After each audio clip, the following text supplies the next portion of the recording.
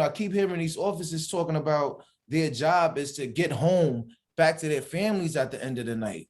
No, the fuck is not. Your job is to protect and serve. Yeah. Point blank, period. This is why we laud you guys as heroes. This is why you get the burials and the pensions and the family gets taken care of, because you're putting your life on the line to protect us. So don't fucking tell me that it's your job to get home at the end of the night. No, it isn't. You're putting your job on the line to make sure that I get home at the end of the night. Right. And I think those fundamental things are things that need to change. And these are not the conversations that are being had. Instead of just saying defund the police, no, properly train the police. Yeah. We need infrastructure. We're a very large country. We need infrastructure. So, I kind of just want us to lean in on those things and help gather attention for dialogue, like I said, around those issues. It's no secret why and I'm going to say, like, the kind of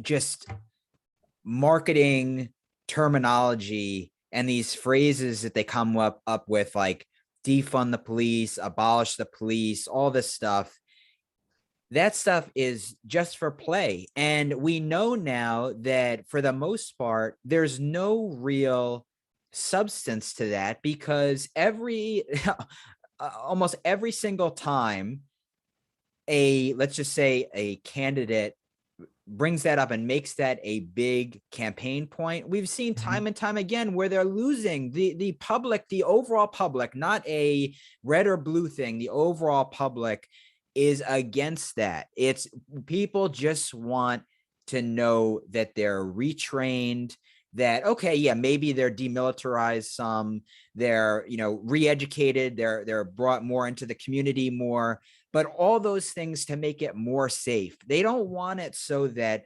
there's, the police are totally defunded or abolished like that. It's just such for, it's such for show. You look at, we've seen it in other states too, but the recent, the Democratic primary for New York City's mayor, right. just look who won that, right? Right. Eric Adams. And I knew he would. Exactly. And some of the candidates that he was going against, and the difference in messaging and background, and, it was clear, and he had a for the most part, a clear and convincing win. And I think that sent a big message. And the other thing that I'll say is, you mentioned George Floyd and how so many of these things are, like the mindset and all, it's like entrenched in us now, right? And trying to figure out how to undo that. The sad thing about the George Floyd story that doesn't get talked about enough, and we could do a whole, multiple episodes on this alone, is that, George Floyd's story, the knee on the neck is not the beginning of the story. It's not the main part of the story. The story is that everything that was a part of George Floyd's life before he even got to that point where he was on the ground with the officer killing him, all the things that he went through in his life, all of the, negative effects, right? I'm not going to be in that position. And we'll get to this too, the white privilege thing and all. That's something that myself, and I know a lot of people where I'm from, we really struggle with, and we go back and forth on. But think about all the things that he had to deal with in his life because of, yes, somewhat the choices he made, but even more, the environment that he was a part of that forced it. And that led him down a path to get murdered.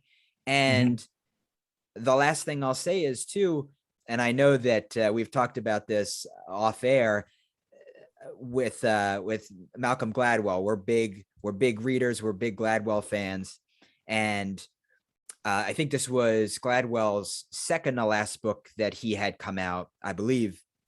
It was called Talking to Strangers, or Talking with Strangers. It was something like that. And one of the big points that he discusses in the book in more than one chapter is the case of Sandra Bland and what happened with Sandra Bland. And that, if we think about the beginning interaction that she had with that officer that led to her tragic death, it came from a place of the officer not having any understanding, empathy, any sort of sense of where Sandra Bland was coming from. And Sandra Bland didn't, you could say that Sandra Bland may not have had the understanding of where the officer was coming from, but back to your point, it's the officer's job to de-escalate. It's not the citizen's job. It's not Miss Bland's job. It's the officer's job to protect and serve, which part of that is de-escalating a situation when you sense that there might be, some stress or some trauma or some things going on. And what did the officer do?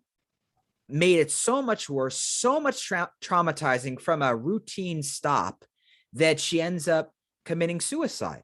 Now, you tell me, from a rational perspective, what possibly could have gone wrong there where that was the end result, right? I don't understand. To me, it's how you can go into that situation with and wear a badge. And I have a lot of respect for a lot of police officers, but we have to do better at de-escalating and having an understanding for one another, even if, like we're saying, we have very different backgrounds, interests, you name it.